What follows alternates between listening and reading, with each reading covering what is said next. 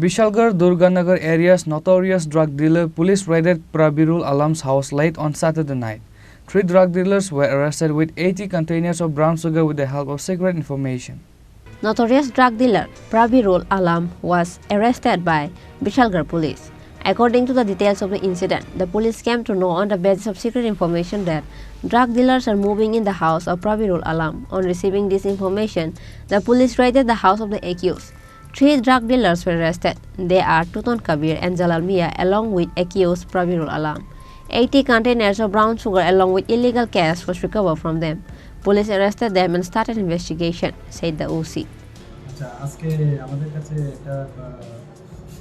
সোর্সের মাধ্যমে একটা খবর আসে যে দুর্গানগর প্রবীরুল আলম একজন আছেন, ওনার বাড়িতে যে হিরোইন মানে অনেকেই সেবন করেন বা উনিও এই ব্যবসার সঙ্গে যুক্ত আছেন। তারপর আমরা যথারীতি আমরা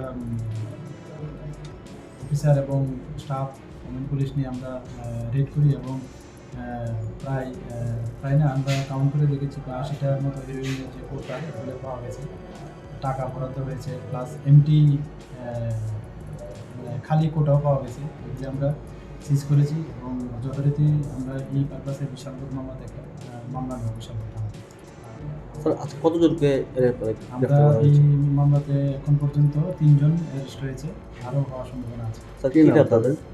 একজন হলো প্রবীরুল আলম, একজন টুটন কবির আর একজন জালাল মিয়া।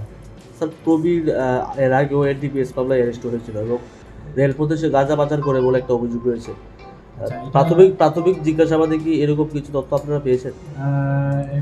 এরকম মানে এখনো পাইনি, তবে আরও আমাদের যে পুরনো রেকর্ড আছে এগুলো আমরা খতিয়ে দেখছি। পুলিশ রিমান্ড চাওয়া হবে তাদের? Prabirul was earlier arrested in the NDPS case. These 3 drug dealers are accused of attacking the police. 3 drug dealers arrested at Vishalgarh Sub-Division Police were handed over to the court on Sunday. Reported by Ashish from Vishalgarh, Chini, Khorang.